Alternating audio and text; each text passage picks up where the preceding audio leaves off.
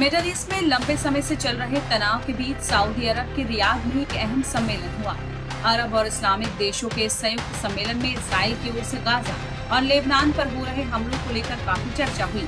इस दौरान सभी ने एक सुर में यही कहा कि गाजा और लेबनान में हमले रुकने चाहिए।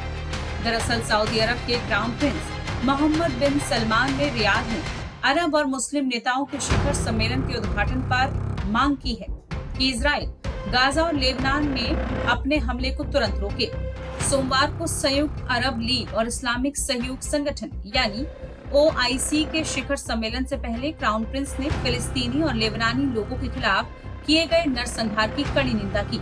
उन्होंने इजराइल से आक्रामकता के किसी भी और काम से बचने की अपील की और दुनिया भर के देशों से फिलिस्तीनी राज्य को मान्यता देने की अपील की। अरब लीग के महासचिव अहमद अबुल घीत ने भी गाजा और लेबनान में इजराइल के सैन्य अभियान की निंदा करने में सऊदी अरब के क्राउन प्रिंस का साथ दिया और कहा कि फिलिस्तीनी लोगों की दुर्दशा को शब्दों में बयान नहीं किया जा सकता।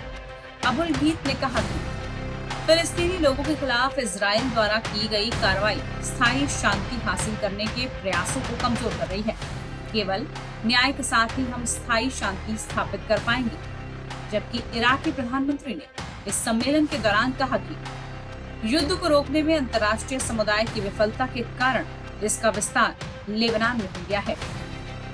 वहीं इस सम्मेलन में कुवैत के क्राउन प्रिंस ने कहा, अंतर्राष्ट्रीय समुदाय को लेबनान के साथ एकजुटता से खड़ा होना चाहिए और उसे अपने क्षेत्र पर नियंत्रण हासिल करने में सक्षम बनाना चाहिए।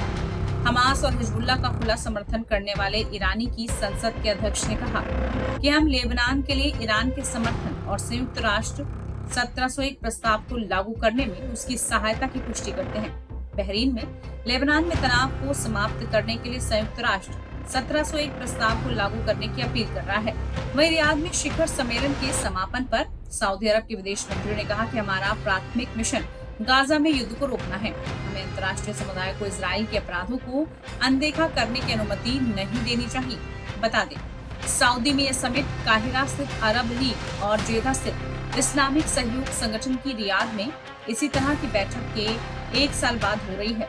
इन बैठकों में गाजा में इजरायली सेना की कार्रवाई की निंदा करते हुए इसे बर्बरतापूर्ण बताया गया था।